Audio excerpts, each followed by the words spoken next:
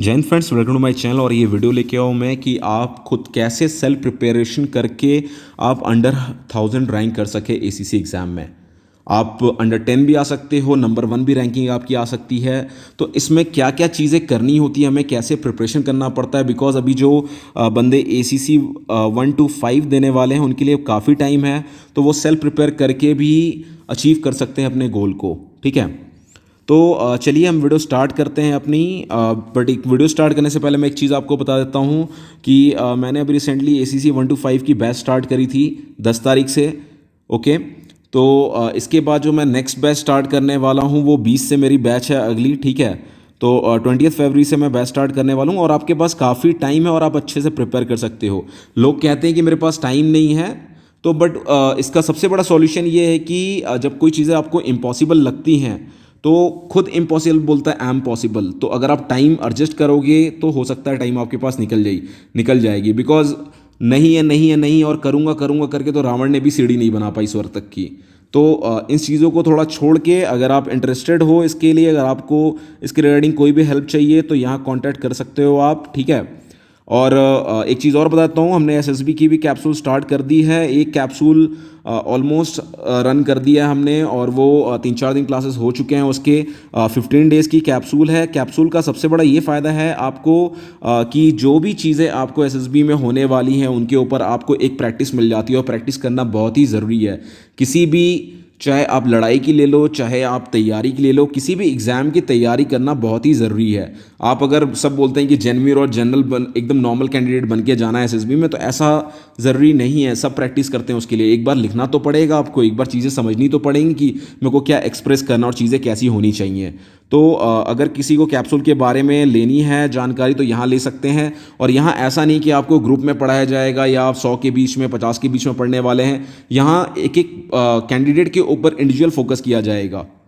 तो चलिए हम जिसके लिए अभी ये वीडियो स्टार्ट की थी मैंने, उसके ऊपर आते हैं हम पहले। तो ये है एसीसी 1 to 5 के प्रिपरेशन के रिगार्डिंग कि एसीसी 1 to 5 का क्या प्रिपरेशन करें।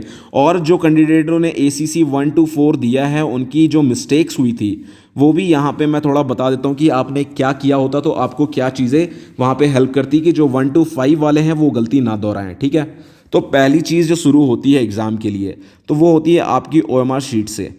तो कुछ कैंडिडेट्स ऐसे होंगे जिन्होंने भाई हड़बड़ी के दौरान ए मार्क करना था बी मार्क कर दिया, अपने एनरोलमेंट नंबर को भी उन्होंने गलत किया होगा वहाँ पे, एनरोलमेंट नंबर को भी। तो जो चीज़ें थी इस बार जो भी कैंडिडेट देने जाते हैं, सबसे पहली बात है कि अगर आपकी 5 मिनट एक्स्ट्रा लग रही है इसमें तो अपने 5 मिनट को अच्छे से दो, इंस्ट्रक्शन को पढ़ो और वो आपको इंस्ट्रक्ट करते हैं भरते वक्त कि आप भाई ये चीज़ इसमें भरनी, इसको गलती नहीं करनी। ठीक है, हो सकता है अगर आपने गलती कर ली तो अपोलोजाइज़ करो वहाँ पे और दोबारा नया एक ओएमआर शीट लेके अपने जो भी आंसर थे या जो भी आपने इंडेक्स नंबर या अपने नाम का जो भी कुछ गलत भरा था उसको प्लीज़ सही भर लेना दोबारा से।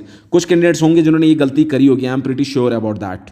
ठीक है, तो ये गलती अभी दोबारा नहीं करना आप लोग। तो फर्स्ट हमारा था ओएमआर शीट के ऊपर। ओएमआर शीट को अपनी तसल्ली से भरे, जो आपका इंडेक्स नंबर दिया हुआ है, एनरोलमेंट या एनरोलमेंट नंबर दिया हुआ है उसको यहाँ पे अच्छे से फिलअप करें अपने इसमें। आपके जो सब्जेक्ट के एग्ज़ाम है उसको ठीक से लिखें वहाँ पे। ठीक है, इसके बाद चलते हैं सेकंड चीज़, ये भी ओएमआर से रिलेटेड है। जब हम ओएमआर में आंसर लिखते हैं तो जो सर्कल करने का चीज़ है वो ठीक से यहाँ पे सर्कल करो आप।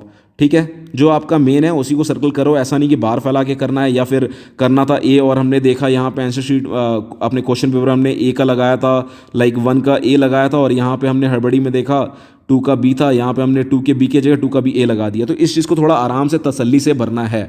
ठीक है, तो इसके बाद चलते हैं हम अपनी तैयारी के ऊपर कि तैयारी अभी क्या करनी है, हमने शुरुआत कहाँ से करनी है। जैसा कि मैंने अपने पहले वीडियोस में ही बताया है कि पहला सबसे इजी टॉपिक है वर्बल नॉन वर्बल। ठीक है, तो वर्बल और नॉन वर्बल वाले पोर्शन को आप अभी से पढ़ना शुरू कर दो। ये सबसे ईजीएस्ट पोर्शन है और ये पेपर आता है आपके पेपर नंबर 1 में। पेपर नंबर 1 में ये आपको मिलेगा और जब पेपर नंबर 1 में ये चीज़ें मिलती हैं तो ये पोर्शन सब स्कोर करते हैं। तो इसमें कोशिश करना है कि आप कम से कम 85 से 90 तक जाएं। अगर आप यहाँ पे 85 से 90 जाएंगे तभी आप 1000 वाला ख्वाब देख सकते हैं। नहीं तो मैं कहता हूँ कि अगर आपने 70 की है यहाँ पे, अगर 70 की है तो आपकी मैथ्स भी डेफिनेटली वीक होगी। तो सबसे पहला पोर्शन इस एग्ज़ाम के दौरान पेपर 1 में सबसे पहले वर्बल नॉन वर्बल को ही अटेंड करें और जितना हो सकता है वर्बल नॉन वर्बल को करेक्ट करने की कोशिश करें। इसके बाद आती है आपकी मैथमेटिक्स की पोर्शन। ठीक है, तो अभी मैथमेटिक्स में क्या करना है आपको, मैथमेटिक्स क्या है कि through out the day practice करना है, पर डे मैथमेटिक्स करना है। आपको एक चार्ट बनाना पड़ेगा, अगर आपके पास टाइम नहीं मिलती है तो संडे से दिन शुरू, मतलब वीक शुरू होता है आपका संडे।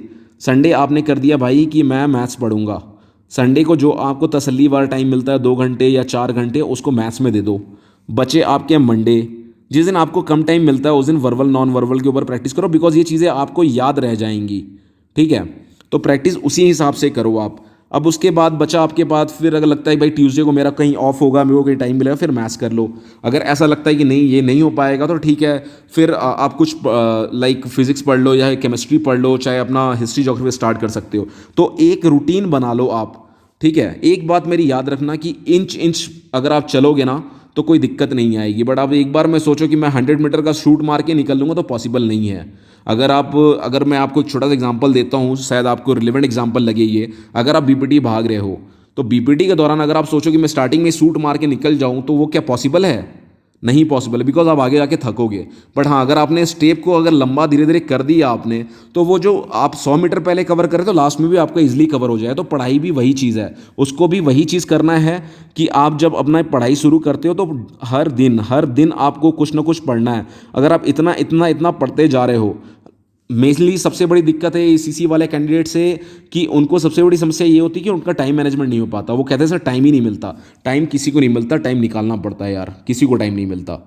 चाहे आप आईएएस बीसीएस की तैयारी करें, उसको भी टाइम नहीं मिलता। वो बोलेगा यार मेरी तो ये चैप्टर छूट रही, इसको पढ़ने का टाइम नहीं मिलता। उसके पास पूरे दिन का टाइम हो सकता है, बट वो लास्ट में बोले यार इसको पढ़ने का टाइम मेरे को नहीं मिला, बिकॉज उसका इंटरेस्ट। तो ये इंटरेस्ट की बात है, जिसका इंटरेस्ट रहेगा वो टाइम निकालेगा। तो आपको यही मेरी सजेशन होगी कि थोड़ा सा इंटरेस्ट बढ़ाओ कि अपने आप डेली रूटीन को मेंटेन कर सको, तो यहाँ आपको टाइम मिलेगा, ठीक है। ओके, तो अगर आप यहाँ इंच इंच करके बढ़ रहे हो, पर डे थोड़ा थोड़ा थोड़ा थोड़ा करके बढ़ रहे हो, तो लास्ट का जो महीना होगा आपका, जो फाइनल प्रिपरेशन का महीना है जुलाई का, जुलाई तक आप देखोगे कि आपके पास पूरा नॉलेज आ चुका है मैक्सिमम चीज़ों का।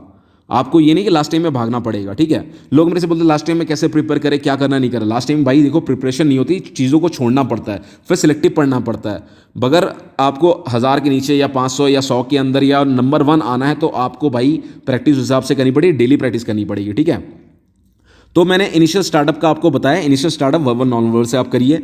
इसके बाद जो अगला फेज़ आता है आपका, मैं बता रहा हूँ आपको करंट के बारे में, ठीक है। मैथ्स डेली रूटीन पे करते रहिए। मैथ्स ज़्यादा करने की भी ज़रूरत नहीं है, नहीं करने की भी ज़रूरत है। मैथ्स वीक में कम से कम 3 दिन टाइम निकालिए आप, ठीक है। स्टार्टिंग के लिए बता रहा हूँ, स्टार्टिंग में कम से कम 2-2 घंटे दीजिए, 2 आवर्स कम से कम, ठीक है। उसके बाद आपके लिए फिर थोड़ा सा ईजी हो जाए टास्क, फिर आप 1 घंटे भी देखोगे, एक पोर्शन थोड़ा समझ में जब फ्लो में आ जाओगे तो, ठीक है। बट पहले फ्लो लाने के लिए कम से कम 2 घंटे टाइम दिए मैथ्स में, ठीक है। वीक में कम से कम 3 दिन मैथमेटिक्स।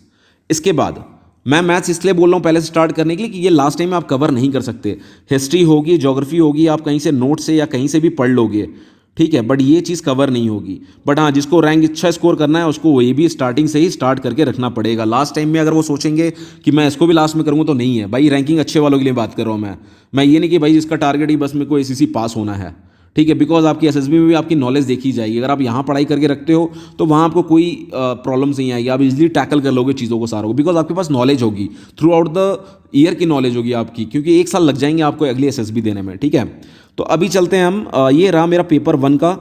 अगर आपको किसी को लगता है कि पेपर 1 में कुछ और मेरे को इंप्रूवमेंट चीज़ें बतानी चाहिए, तो मेरे को कमेंट सेक्शन में बताइए कि आप और क्या बता सकता हूँ मैं आपको चीज़ें। बाद बाकी डेली बेसिस में मैं कोशिश करता हूँ कि मैथ्स की चीज़ें यहाँ पे अपलोड करते रहूँ अपने यूट्यूब चैनल पे, ठीक है, जहाँ से आपको मैथ्स की चीज़ें प्रैक्टिस करने में ईजी लगे और आप कुछ चीज़ें ऐसी कि जो आप सुन के याद कर सको, ठीक है। मेरा टेलीग्राम चैनल भी है, मैंने टेलीग्राम का लिंक मैं डिस्क्रिप्शन में डाल दूंगा, वहाँ से आप मेरे टेलीग्राम चैनल को भी ज्वाइन कर सकते हैं। और मैं कोशिश करूँगा मैथ्स वगैरह की जितने लिंक हैं मैं लिंक इस वीडियो के एंड में डाल दूँ कि आपको प्रिपरेशन करने में ज़्यादा प्रॉब्लम ना हो। तो चलिए इसके बाद चलते हैं हम सीजीएटी के लिए, ठीक है, करंट एंड जनरल के ऊपर। तो जो सीजीएटी का पेपर है, इस बार के पेपर तो बहुत ही ईजी आए थे, बट जो सीजीएटी का जो जनरल चीज़ें, मैंने कुछ वीडियोस भी डाले हैं उसके ऊपर। बाद बाकी आप प्रीवियस ईयर के जो पेपर्स हैं उन पेपर्स को फॉलो करिए। प्रीवियस ईयर के पेपर फॉलो करने से आपको क्वेश्चंस के आइडियाज़ आ जाएंगे, ठीक है, कि कैसे क्वेश्चंस आते हैं, कैसे क्वेश्चंस को अटेंड करना है और किस टाइप के क्वेश्चन आते हैं। तो अगर आप ये चीज़ फॉलो कर लेते हो तो आपकी आधी समस्याएं वहीं सॉल्व हो जाती हैं। आपको फिर पढ़ने का चीज़ पता चल जाएगी, भाई सीजीएटी मैंने पढ़ना क्या है। अगर कुछ भी नहीं पता चल रहा है तो अपने बुक की जो हिस्ट्री है, बुक की जो ज्योग्राफी है, बुक की जो साइंस है, उसको पढ़िए, ठीक है।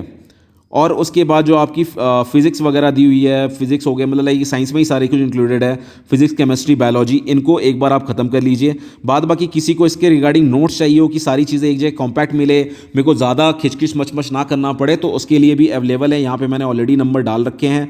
अगर आपको किसी को लगता है कि रिक्वायरमेंट है तो मैं बोलता हूँ तैयारी अभी से करो, लास्ट टाइम में मत जगो। अभी से तैयारी करोगे तो आपको पूरा हेल्प मिलेगा इसका। उसके बाद जो करंट की चीज़ें, मैंने इसके ऊपर करंट के ऊपर पहले वीडियो लेके आया हूँ मैं, तो इस वीडियो में भी बताता हूँ मैं करंट की चीज़ें क्या हैं। करंट नॉर्मल आपके डे टू डे लाइफ से ही है, जो भी आपकी डे टू डे की लाइफ है उसी से करंट के क्वेश्चंस आते हैं।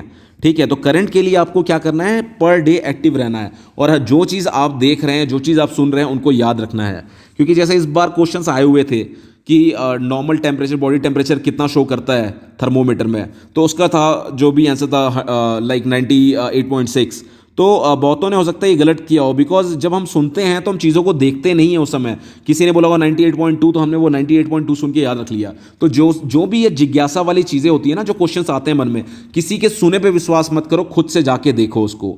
खुद से देखोगे तो तुम्हें चीज़ें ज़्यादा क्लियर होंगी, तो आपको फिर कोई डाउट्स नहीं आएंगे चीज़ों में कि वो चीज़ क्या है। यार आसमान नीला दिखता है, क्यों दिखता है, ये कभी सोचा? जिससे सोचा उसको आंसर पता चला, जिसने नहीं सोचा उसको आज भी आंसर नहीं पता है। तारे क्यों टिमटिमाते हैं, ये किसी ने देखा?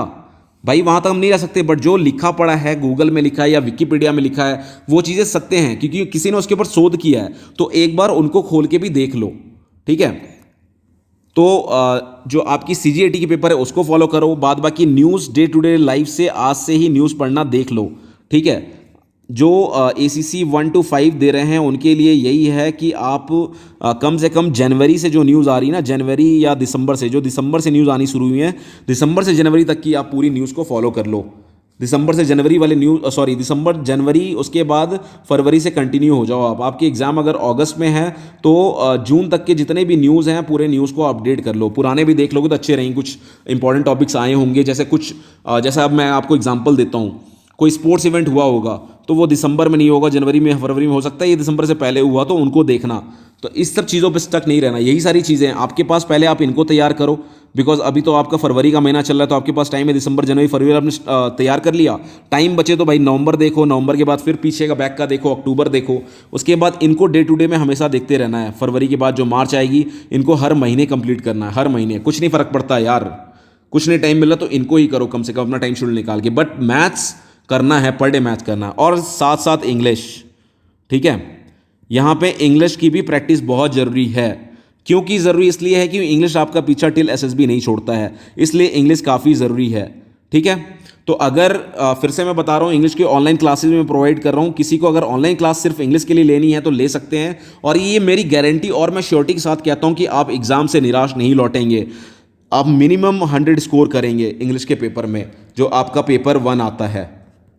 और पेपर 2 सब्जेक्टिव टाइप है, अब उसमें उस टाइम पे क्या मैटर लिख रहे हैं, बट फिर भी पेपर 2 का भी मैं कह सकता हूं कि आप कम से कम 140 जाएंगे।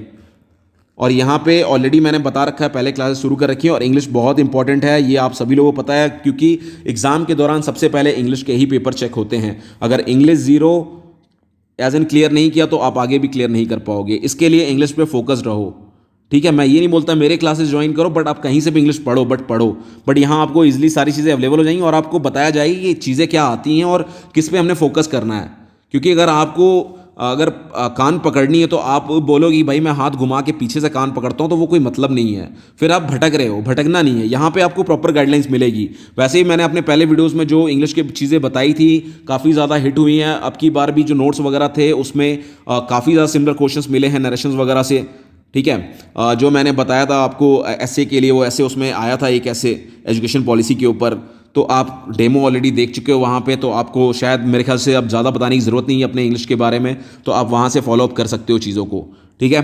तो अभी हो गया ये इंग्लिश का पेपर हमारा। अभी चलते हैं हम अपने फाइनल पेपर की तरफ, जो हमारा पेपर है ACT का।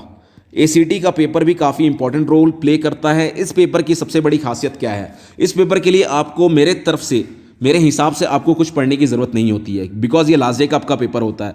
मैथ्स जो होता है वो मैथ्स आप ऑलरेडी पहले से प्रैक्टिस कर चुके हो। इसमें थोड़े से डिफरेंट टाइप के मैथ्स जुड़ जाते हैं, इसमें आपके ट्रिग्नोमेट्री आ जाते हैं,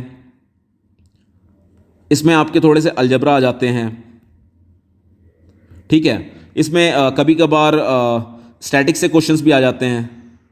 तो ये जो पोर्शन है ना, इन सारे पोर्शन को आप पहले से ही प्रैक्टिस करके, और ट्रिग्नोमेट्री से सिलेक्टिव क्वेश्चंस आते हैं यार, हर बार सिलेक्टिव क्वेश्चंस ही मिलेंगे आपको ट्रिग्नोमेट्री से।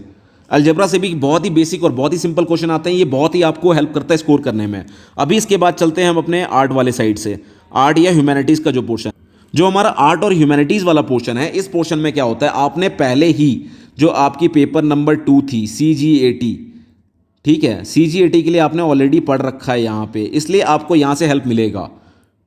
इसके बाद आपके जो साइंस वाले पोर्शन है, साइंस वाले पोर्शन भी आपने इसके चक्कर में तैयार कर रखी थी, CGAT के चक्कर में, तो आपको साइंस भी यहाँ से मिल रहा है। तो आपको ये पेपर बहुत ज़्यादा पढ़ने की ज़रूरत नहीं होती, बट हाँ ये पेपर इंपॉर्टेंट रोल प्ले करता है, बिकॉज CGAT में साइंस और आर्ट से उतने क्वेश्चन नहीं आते जितने कि हम एक्सपेक्ट करते हैं, ठीक है।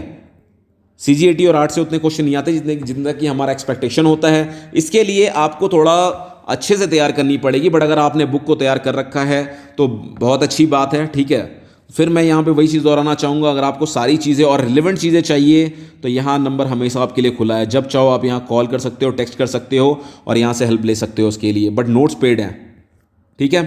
तो अगर आपको चाहिए तो आप कर सकते हो, बाद बाकी नहीं चाहिए तो कोई इशूज़ नहीं है। मैंने इसके ऊपर ऑलरेडी वीडियोस अपलोड किए हैं मैंने, आप उस वीडियो को फॉलो अप करिए, वहाँ से भी आपको पूरा हेल्प मिलेगा। बट एक ही चीज़ है कि गुरु हर जगह चाहिए होता है, गुरु बहुत सारे रास्ते दिखा सकता है, जैसा कि आपको पता होगा एकलव्य की स्टोरी, ठीक है। एकलव्य के पास गुरु तो थे ही, भले वो कागज़ों में थे। तो अगर आप फॉलो अप करना चाहते हो तो यूट्यूब वीडियो से भी आप हेल्प ले सकते हैं, अगर आपको वहाँ से फॉलो अप करना है।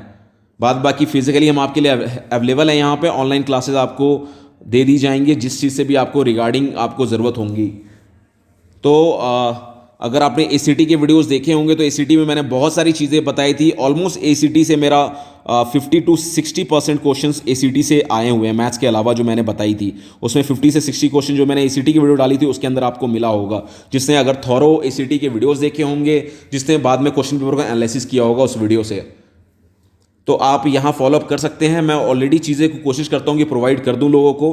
बाद बाकी आपको किसी भी चीज़ के ऊपर वीडियो चाहिए हो तो यहाँ एक बार आप कांटेक्ट कर सकते हो, इसके ऊपर आपको यहाँ पे चीज़ें बता दूंगा मैं। और मैंने जो प्रीवियस ईयर के क्वेश्चन पेपर थे वो भी मैंने अपने टेलीग्राम चैनल पे अपलोड कर रखा है, वहाँ से आपको हेल्प मिल सकती है टेलीग्राम चैनल से।